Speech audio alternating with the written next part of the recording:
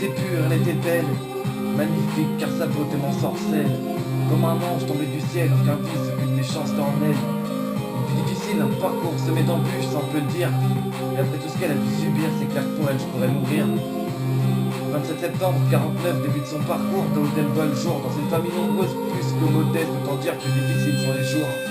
Ses parents se cassaient le dos tard pour survivre, mec c'était la crise, rare se faisait les vivre. À 5 ans, son père s'envole, à 12 ans, sa mère s'envole, elle se retrouve orpheline, bref, la vie a pas fait de cadeaux, ça on peut le dire, ouais. Pourtant, elle ne jugeait personne, elle a tant fait pour les gens, s'en foutait pas mal de l'apparence, elle avait un cœur d'or, 9 ans en rêve, elle aurait laissé quelqu'un dans la galère dehors. Elle se décarcassait pour les autres, c'était un ange et bordel, elle est en train de s'en aller. Plus d'en face que ça me détruit, j'arrive pas à me faire à l'idée.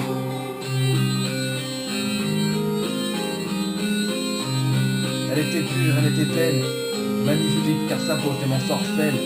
Comme un ange tombé du ciel, aucun vice, aucune méchanceté en elle. Une vie difficile, un parcours semé d'embûches, ça on peut le dire.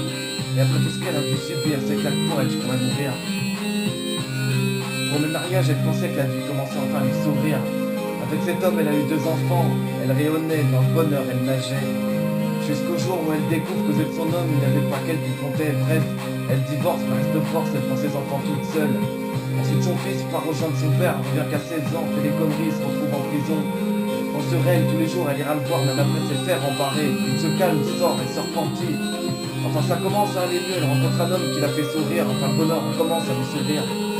Elle se marie avec cet homme, je suis né de leur union, donc elle rayonne, mais de courte durée, car le second bleu nous quitte à l'âge de 16 ans, puis sa nièce à 22 ans. Ces 2 heures qu'on aurait pu perdre un enfant, persuadée que c'est son tour, ça la bouffe. Elle a peur pour ses enfants. Elle prend sur elle une fois de plus, se décarcassant toujours au table, mais cette fois-ci ses collègues l'envoient dans son dos si je les psy. D'écouter de leur geste et de sortir, mais elle prend sur elle, cette fois-ci c'en est trop. À force de prendre sur elle, elle perd la mémoire et commence mon cauchemar.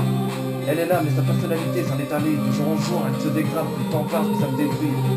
Certains soirs, je pense à toi, maman, je pleure quand j'écris. Ce texte m'aidera peut-être pour ma thérapie, parce que je sais que tu vas bientôt t'en aller. Je suis pas prêt à ça, ça me détruit. Peu importe ce qu'il t'arrivera, où tu seras, maman, je ne cesserai pas de t'aimer.